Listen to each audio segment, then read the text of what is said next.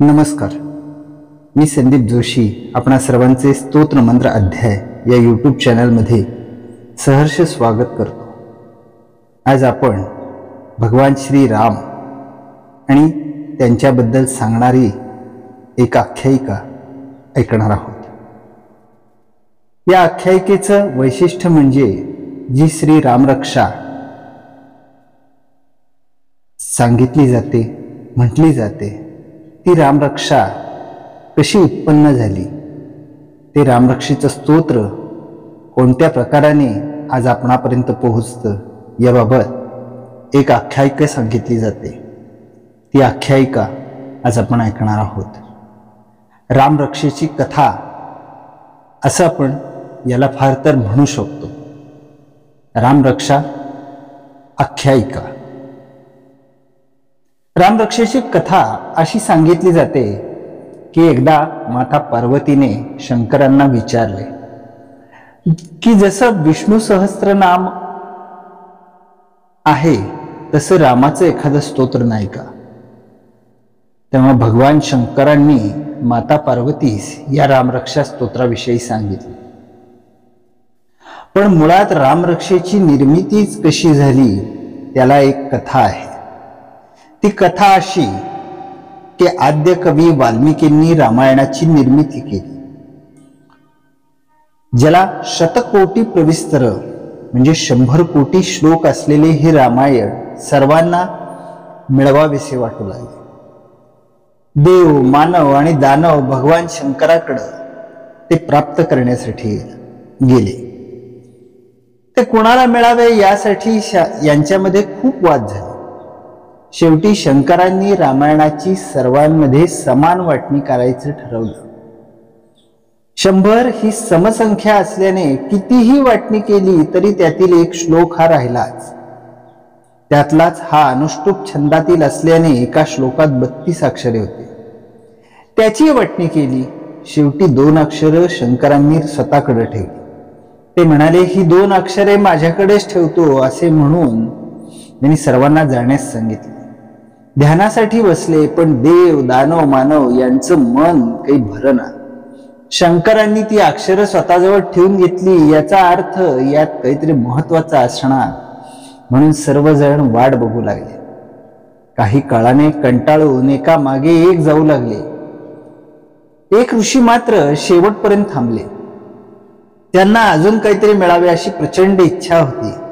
त्यांनी बराच काळ वाट पाहिल्यानंतर त्यांना डुलका लागला। नेमकं त्याच वेळी शंकर ध्यानातून बाहेर आले। त्यांनी त्या ऋषींकडे बघितलं, त्यांना त्यांचं कौतुक वाटलं। मग त्यांनी एक आशीर्वाद म्हणून ऋषीच्या स्वप्नात जाऊन रामरक्षा सांगितली। काही काळाने ऋषींना जाग आली। जे स्वप्नात सांगितले आहे त्यावरूनच त्यांनी सुरेख अशा रामरक्षेची निर्मिती केली। त्या ऋषींचे नाव होते बुधकौशिक ऋषी। याचे वर्णन रामरक्षेच्या 15व्या श्लोकात केलेले आहे।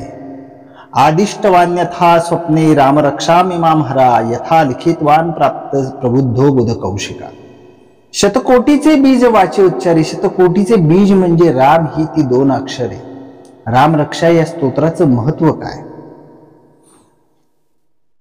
आपल्या संतांनी मार्गदर्शन करताना सांगितले की रामरक्षा या शब्दाचा अर्थच रक्षण करता राम आहे। प्रभू रामचंद्रांना मर्यादा पुरुषोत्तम राम असं म्हणतात। प्रभू रामचंद्रांचं चरित्र अवलोकन केल्यास आपल्या लक्षात येईल की प्रभू रामचंद्रांनी राजा, पिता, बंधू, पती या सर्व नात्यांनी मर्यादा सांभाळून एक मोठा आदर्श घालून आपल्याला दिलेला आहे। बुधकौशिक ऋषींच्या स्वप्नात जाऊन प्रत्यक्ष प्रभू रामचंद्रांनीच रामरक्षा हे स्तोत्र सांगितले। त्यामुळे रामरक्षा स्तोत्रातील प्रत्येक अक्षर हे मंत्रमय आणि तारक आहे। हातपाय धुवून शुचिरभूत होऊन रामरक्षा म्हणण्यास कोणालाही हरकत नाही। लहान मुलांनी, कुमारवयातील मुलांनी रामरक्षा नित्याने अवश्य म्हणावी। त्यामुळे वाणीवर योग्य संस्कार होतात। नित्य रामरक्षा पठणाने एक शक्ती उत्पन्न होते आणि ती आपले सदा सर्वकाळ रक्षण करते। आबाल वृद्धांनी याची नित्य रामरक्षेचे पठण अवश्य करावे। याच्यापासून निश्चित फायदा आहे। रामरक्षेचे अनुपालन करण्याची पण एक पद्धती आहे। कोणत्याही महिन्याच्या शुद्ध प्रतिपदेपासून सुरुवात करून शुद्ध नवमीपर्यंत हे अनुष्ठान करतात. प्रतिपदेला एकदा, द्वितीयेला दोनदा याप्रमाणे चढत्या क्रमाने वाचून नवमीच्या दिवशी 9 वेळा रामरक्षेचा पाठ म्हणावा. अनुष्ठान म्हटले की त्याला नियमांचे पालन करणे आलेच. पण रामरक्षेचा अनुभव आल्याशिवाय राहत नाही. रामरक्षा हे अत्यंत प्रभावी असे स्तोत्र आहे. कारण ज्या वेळेस आपण राम म्हणतो त्यावेळेस आपल्याला राम आपल्या शरीरावर संपूर्ण परिणाम करतो. भगवान श्री राम आपणा सर्वांचे रक्षण करो आणि त्यांच्यासारखे आचरण करण्याचा प्रयत्न आपल्याकडून घडो, हीच श्री भगवान रामाकडे मी प्रार्थना करतो.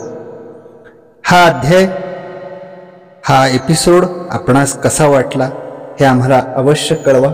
धन्यवाद.